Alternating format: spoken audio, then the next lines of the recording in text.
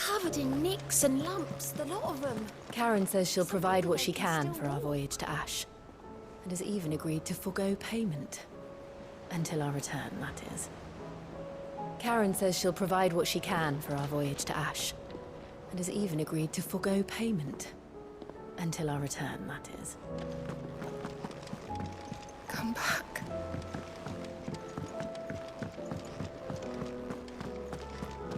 Oh, don't tell me we run out of peppy nuts and all.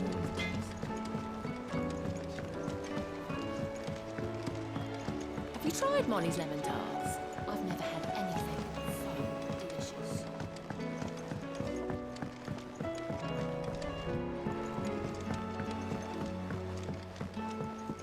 Canva lost. It can't be true. What do you reckon we should do? I say we should just tell Michelle. You'll get us all striped. I'm telling you, I can fix them.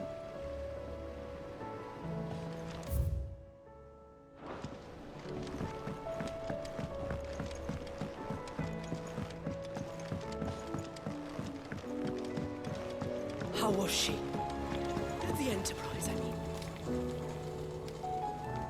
Ah, Sid. Just the man I was hoping to see. Did you have a mo? Don't tell me. You need more bomb ash. Oh no, we still got plenty of that left. I'm working on bringing another one of the Chief's designs to life. This time, it's a new smelter. It's got a reverberatory hood over the top for additional thermo amplification and a system of reciprocal recirculatory regenerators that let's just say it gets very blimmin' hot. A heck of a lot hotter than anything Blackthorn's got in his forge, that's for certain. Only Mithril engines get hotter, and you can't chuck ore in one of them and get metal out the other end. Trouble is, we won't be able to make out of any old rubbish neither. We need the good stuff. And I hear you once helped Helena get her hands on exactly that. Any chance you could help me too? If it's for the good of the hideaway, I'd be happy to. Oh, it is. I promise you. So, what exactly is this good stuff you need me to find? We've got a couple of examples here. Spherical echoes, we call them. More fallen materials. So this smelter is similar to the Mithril engine in more ways than one. That's right. They're a bit like the thermal helms. Fallen ceramics deal with heat like nothing else, see? And what's more, they're directional, transferring heat from the inside to the outside. But these things, they're all outside. If we line the hood with them, they'll reflect the heat right back into the furnace. We've collected as many as we can, and I know where we can get the rest. Trouble is, they're all watched over by their bigger, uglier cousins. So you want me to visit some ruins, destroy some echoes, and bring back the spheres they're guarding?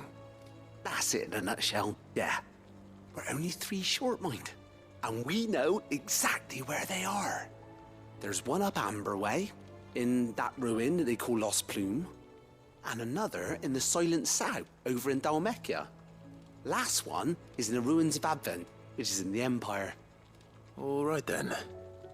Wish me luck. Will do. I'll be keeping all my fingers and toes crossed.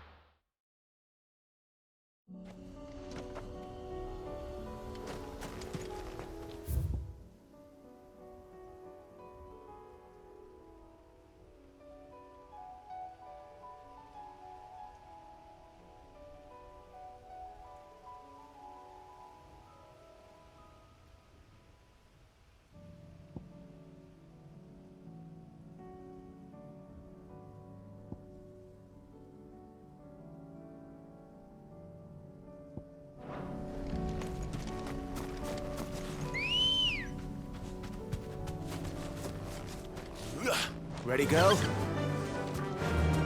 Yeah!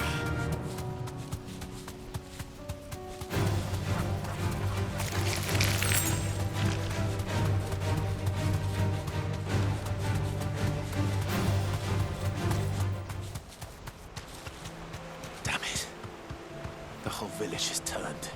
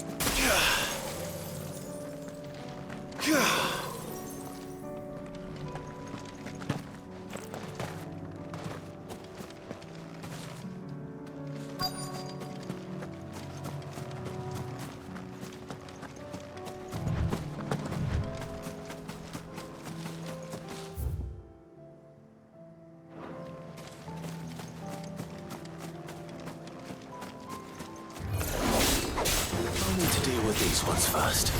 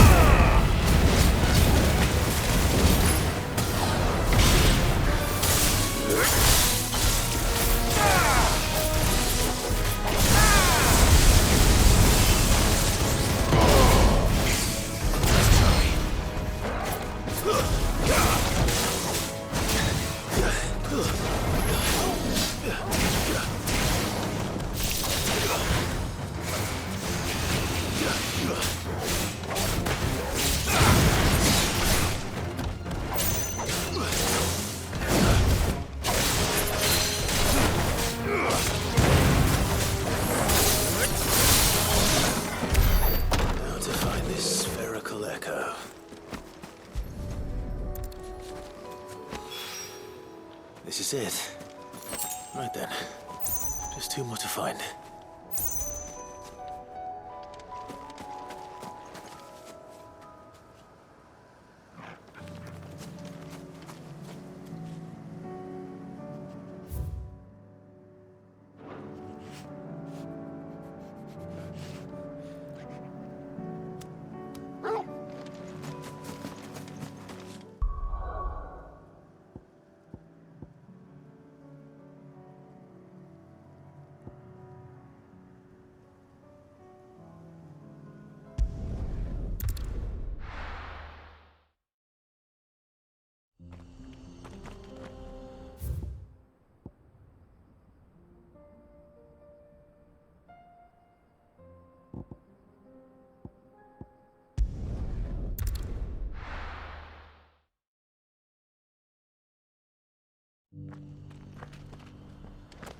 Opportunity beckons. Who am Are you buying or selling?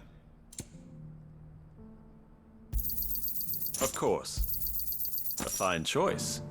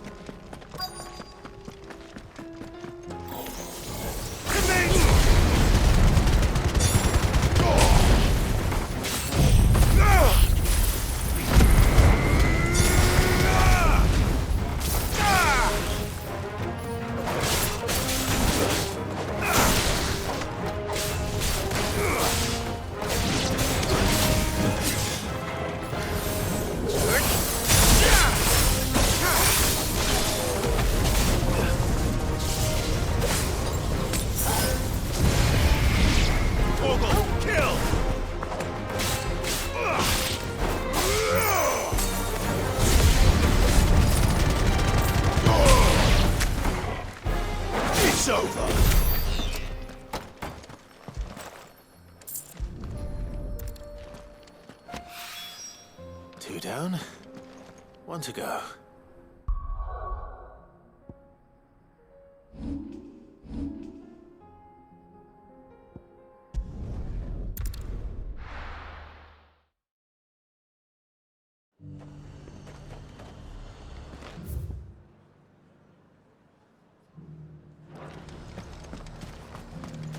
Sell it.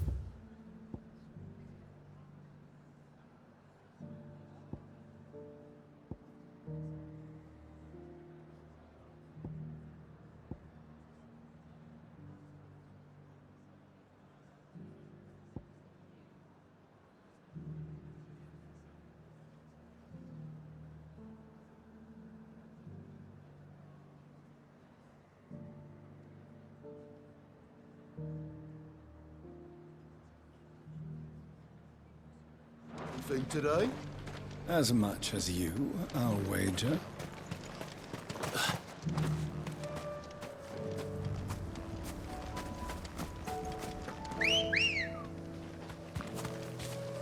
Let's go. Yeah!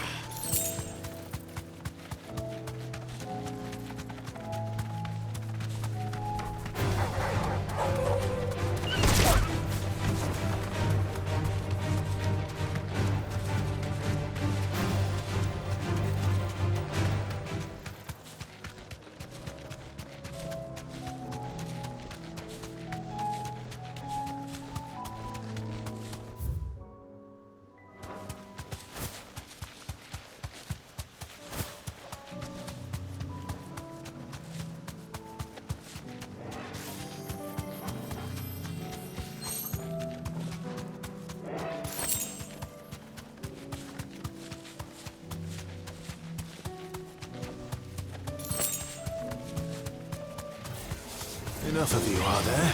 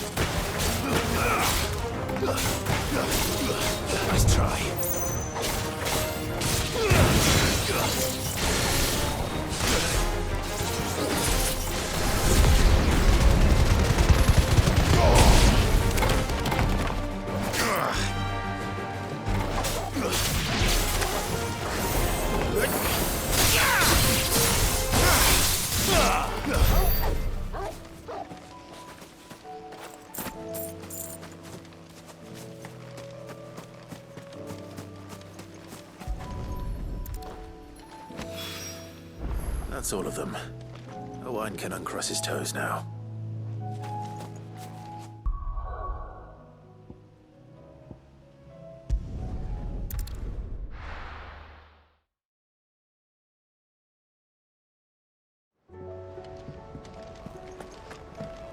Come back.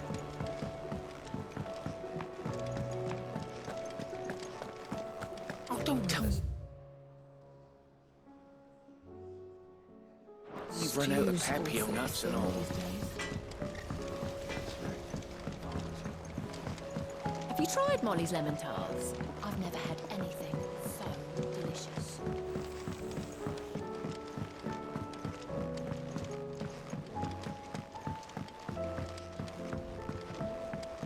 Canva lost? It can't be true. I'm sorry, but the report was clear. The scouts found no survivors.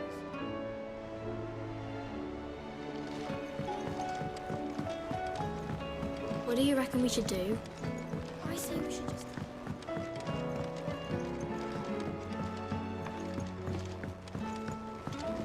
How was she? With Canva in the hands of Akashic. Ah, Sid.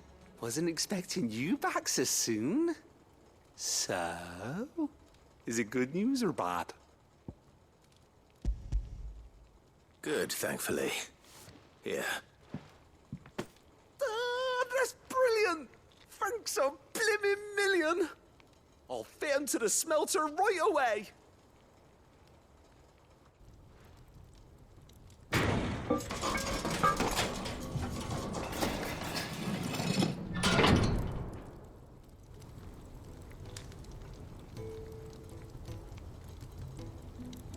May I present to you the Telemon Furnace! Ain't bad, is she? She's a beauty. You saved my bacon again, Sid, and I ain't about to let your good deed go unrewarded. It's fine, really. My bag's flexible enough already. Oh, don't say that. I'm sure I can make a few improvements to it yet. You could just buy me a bigger...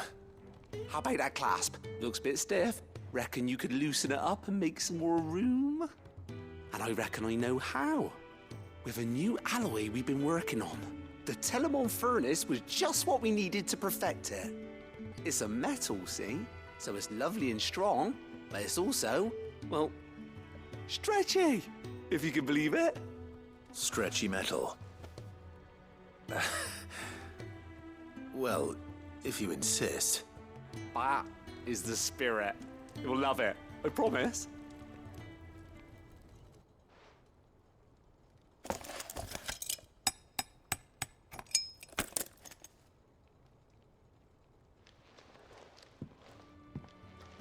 So, what do you reckon? It's actually quite ingenious. Thank you, Owain. Shh, don't mention it. You earned it. And I wanted to get some practice in using that metal anyway. Reckon we'll have all kinds of uses for it around the hideaway. Can't think of any right now, but that's our job, innit? Dreaming up new ways to make life easier around here. Maybe even out there, too. One day, the whole world's gonna know about the inventions you've helped us put together. That bag of yours will be the first of many. You mark my words. They'll hardly believe their eyes, I'm sure.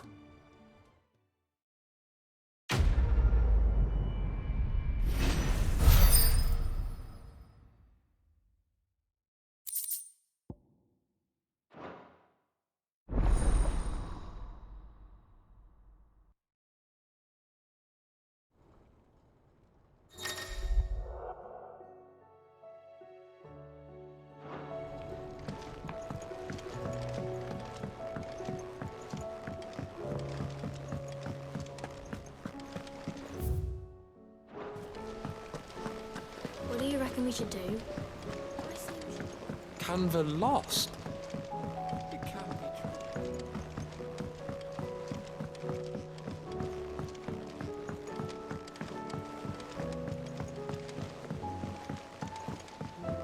Have you tried Molly's lemon tarts?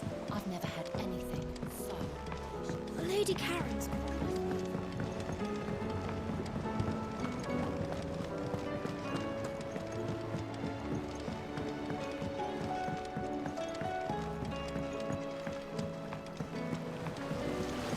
Traders across the sea once told me that on the continent they We can't let some foul weather ruin 5 summers.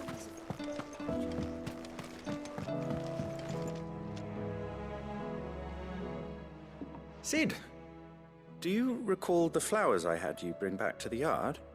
Vaguely. Is something wrong? I'm afraid so. I was able to get most of the Morganbeards to take root, but they rarely flower. I fear the soil here does not agree with them. However, I believe I have a solution. I can't wait to hear it. I'm going to marry the Morganbeards with Morbles. I know, but hear me out. Morbles are possessed of a highly choleric temperament. The fire which drives them appears to be maintained by an abundance of nutrient-rich ether drawn from their environs. I believe that by grafting a Morble vine to a Morganbeard, the appendage's wealth of vigor-inducing nutrients might well stimulate the flower to bloom. The endeavor, I assure you, is scientifically sound. I simply need a vine to prove the theory.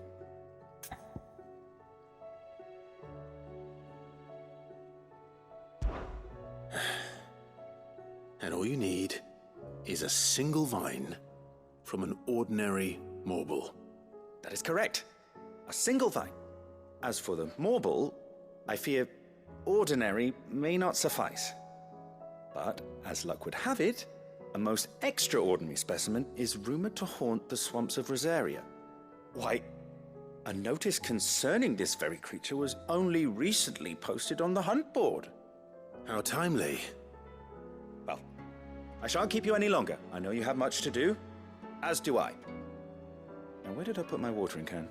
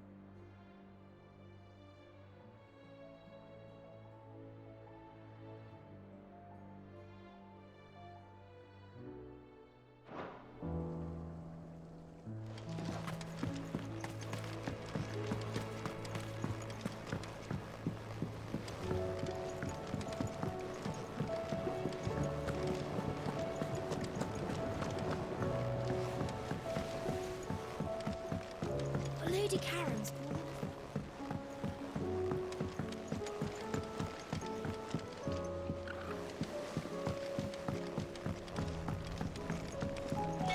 The stew's Don't tell me awfully we've run thin out these of days. Pepio nuts and all.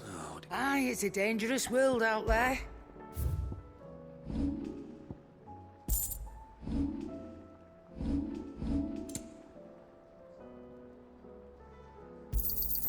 You're rubbing me blind, you know. You'll not find a better price than that. You're rubbing me blind, you know. Finished, are you?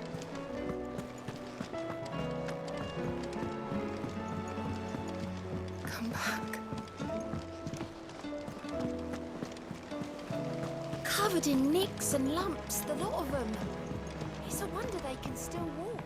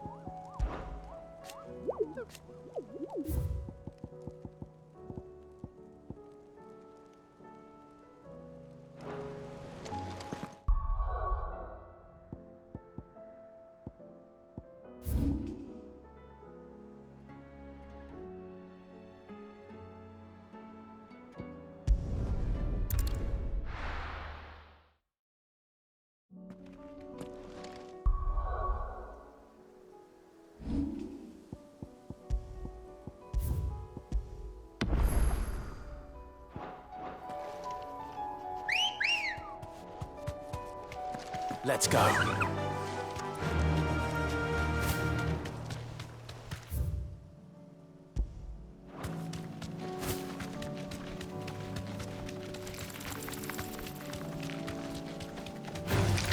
Time to fight.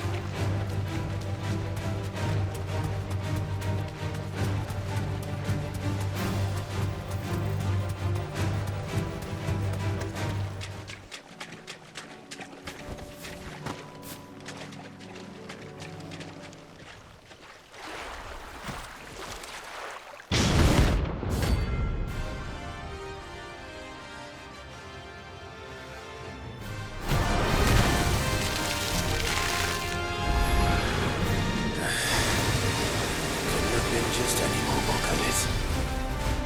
All right then.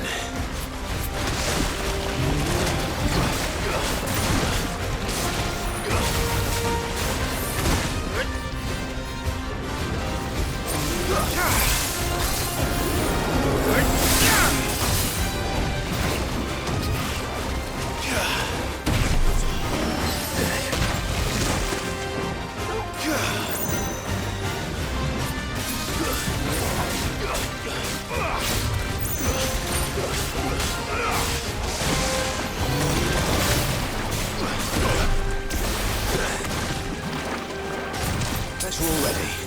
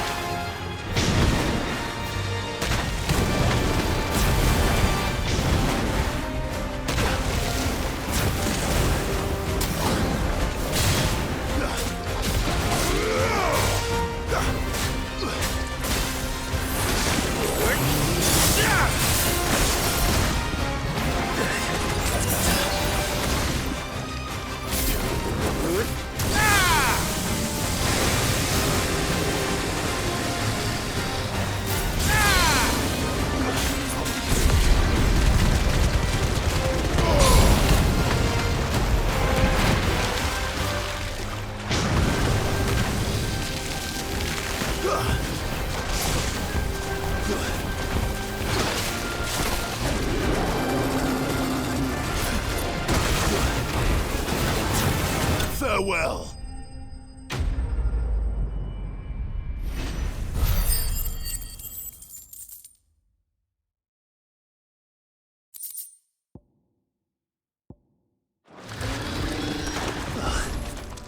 That was definitely anything but ordinary. Now, let's get this vine back to the yard.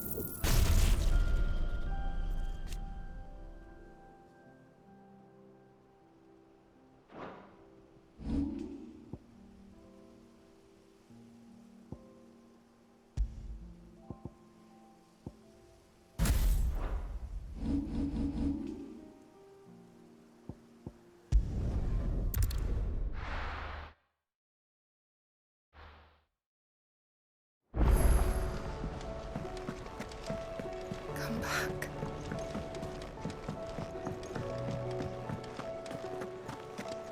Oh, don't tell me we've run out of Pepium nuts and all.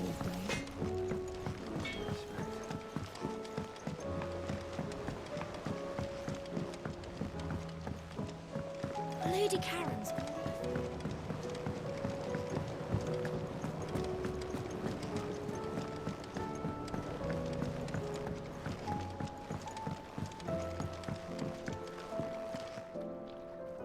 Sid, I can't help but notice that your satchel is twitching in a most violent manner.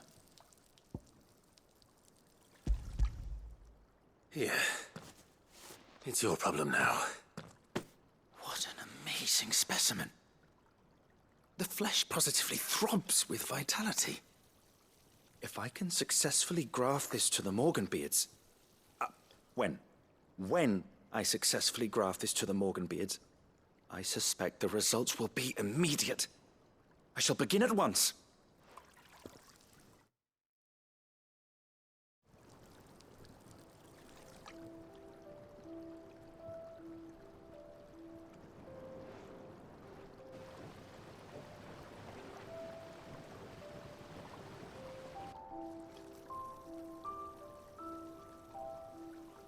It's just as I hoped. Witness how the Morganbeards have taken to the blighted soil. How they bloom with heretofore unseen vigor. Why, I dare say such a vine graft would yield similar results when applied to other specimens as well. I'm glad I could be of assistance. You've not only helped us, Cid, you've saved us. Do you recall the extract with which I provided you before? I took a moment to distill some more, but this time with the petals from the invigorated Morganbeards. And would you believe? Its potency has nearly doubled. You must accept this vial as thanks for your assistance. The rest, I shall give to Taya.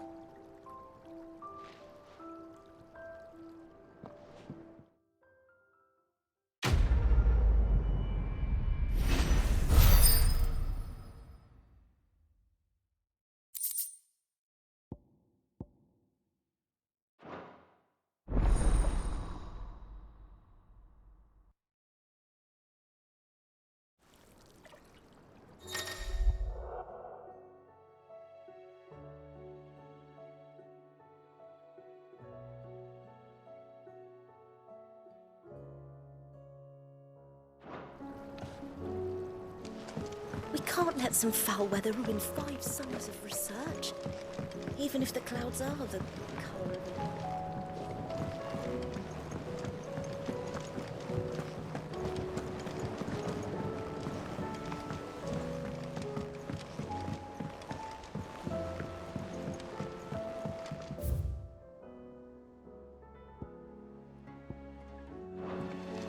Have you tried Molly's lemon tarts? I've never had anything so delicious.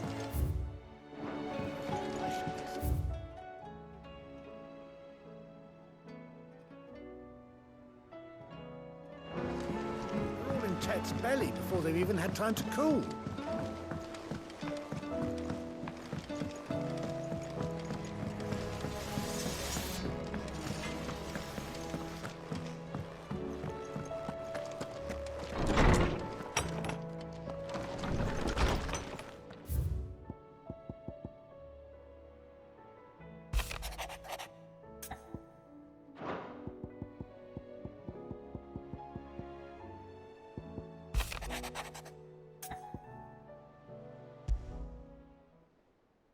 What could be wrong with Torgor?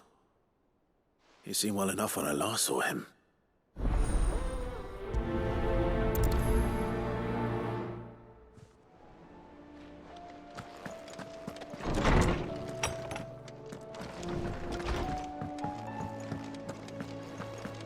Oh, don't tell me we've run out of Papio nuts and all. I got your note. You think something's wrong with Torgor? So you can read. Congratulations. But I didn't say I were wrong with him. I said something weren't right. He's not been eating me treats. He used to love cracking the bones from Molly's boiled brown, but now he won't so much as look at them. Didn't like him. Which is why I'm of a mind that his mind's on something else. You've not been working him too hard, have you? No harder than usual. Is that it, boy? Do you need a rest? What was it you said he was? A frost wolf? That's what the lawsman seems to think. Then maybe this all has something to do with whatever it is that's woken inside him. I suppose things have been different since Rosalith. Perhaps Hippocrates knows something. Instead of everything, you mean? Perhaps.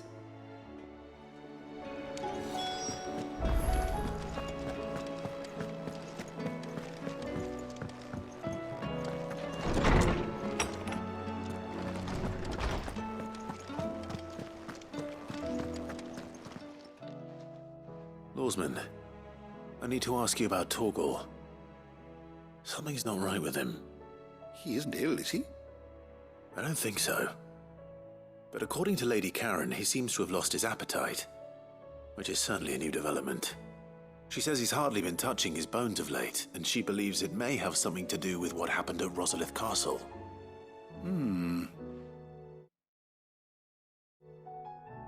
I rather think she might be right, though not about his appetite.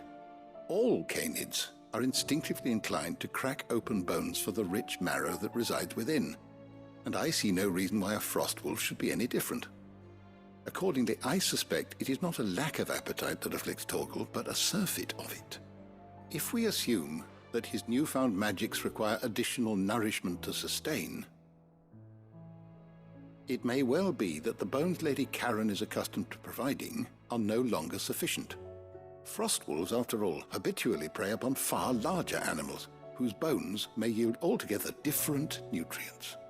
As to where one might find a suitable substitute, some antelopes that graze the meadows of eastern Rosaria have been known to grow to a size more than double that of their lesser cousins. I don't recall ever seeing any that large. And little wonder. The oldest and largest such creatures rarely leave the safety of the highlands for fear of predators. The last elder antelope sighting I recall hearing about took place near Cressida, and that was long before the village was abandoned. Even so, it seems like a good place to start. Good hunting, Clive.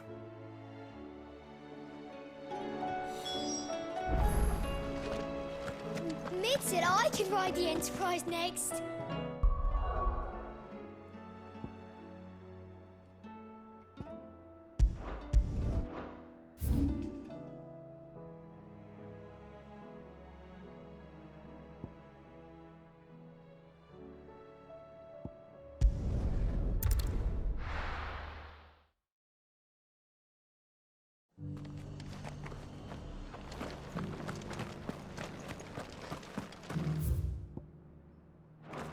I'll build a barricade so sturdy, even a bandicoot.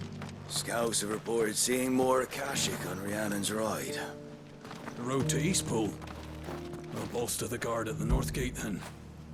You were right, boy.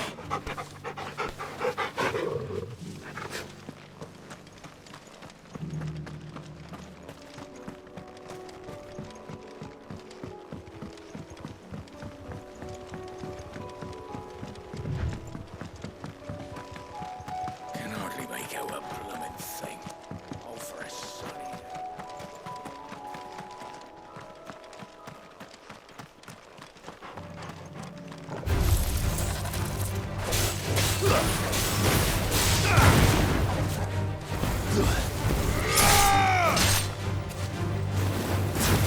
Farewell.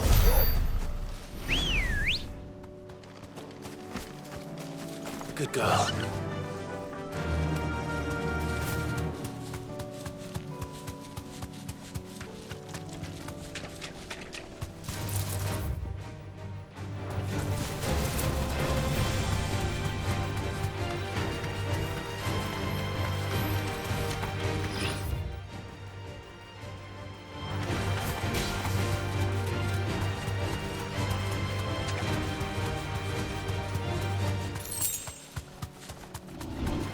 This won't be easy. But it's certainly quiet. If I were a giant antelope, it'd seem like just the place.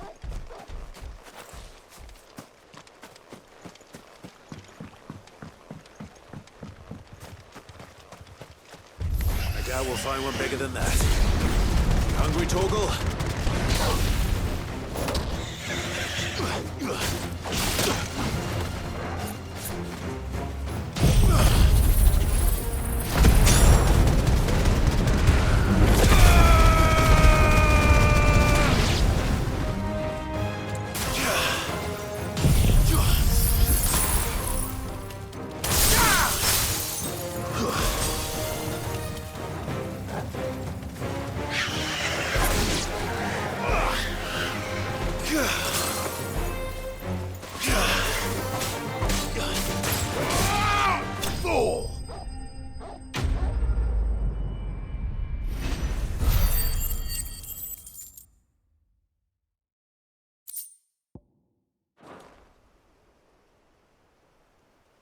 Now,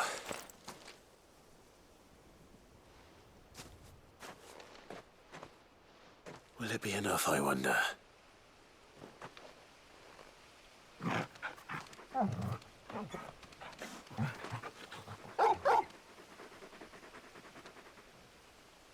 I say that answers my question, which means we owe the lawsmen our thanks.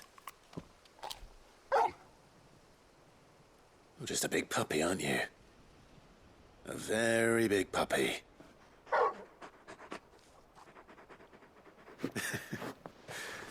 You do know you can take that with you, Torgal. Lady Karen will be relieved to hear you've got your appetite back. Come on, boy.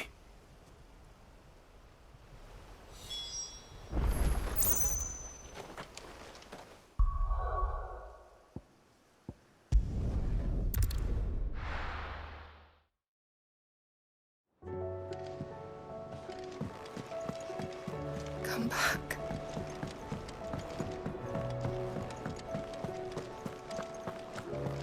Oh, don't tell me we've run out. I noticed you and Torgal had gone off somewhere. Take him for a walk, did you? You could say that.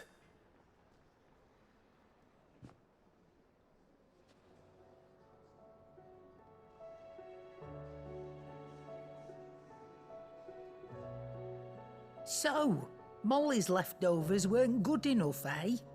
That'll teach me for treating you like you're still a pup. All right, no need to shout. Now we know what you're after, I can see about getting some in. Speaking of which, I brought one for later. Can I leave it with you?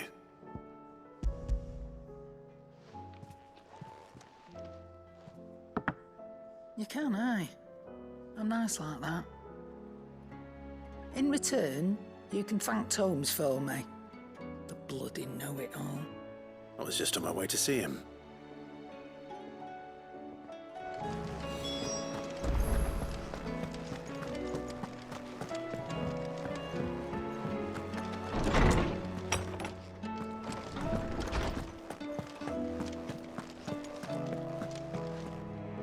Ah, Clive. Were you able to locate your quarry? We were indeed, Lawsman. You pointed us in exactly the right direction. And Torgal's been a very happy hound ever since. Very good, very good. Lady Karen sends her thanks, by the way, for your part in solving the mystery. Ah. But that reminds me. After your last visit, I found myself pondering Torgal's talents. Do you recall our conversation concerning Lady Jill's role in Torgal's transformation? About how she somehow woke the power within him. Precisely that. A reasonable conclusion, I thought. But one which raised certain questions in my mind. You see, the Fenrir of legend served Shiva and Shiva alone. And while the powers attributed to him are certainly impressive, the records imply they are somewhat different in nature to those you described Torgal as having used. What are you suggesting? That Torgal may be the beneficiary of more than one Icon's power. Consider that in addition to Lady Jill, he has served as a loyal companion to you, your brother, and even the late Cid. In short, the Icons hitherto near at hand, or should I say at paw, have been diverse and plenty, and that number has only grown as the realm's dominance have fallen to your sword. One can but speculate as to how all of this has affected Torgal. He has seemed more fierce of late. And if I am not mistaken, he will grow fiercer still. We are fortunate indeed to be able to count him amongst our allies and not our adversaries. Oh, he's more than an ally. He's a friend.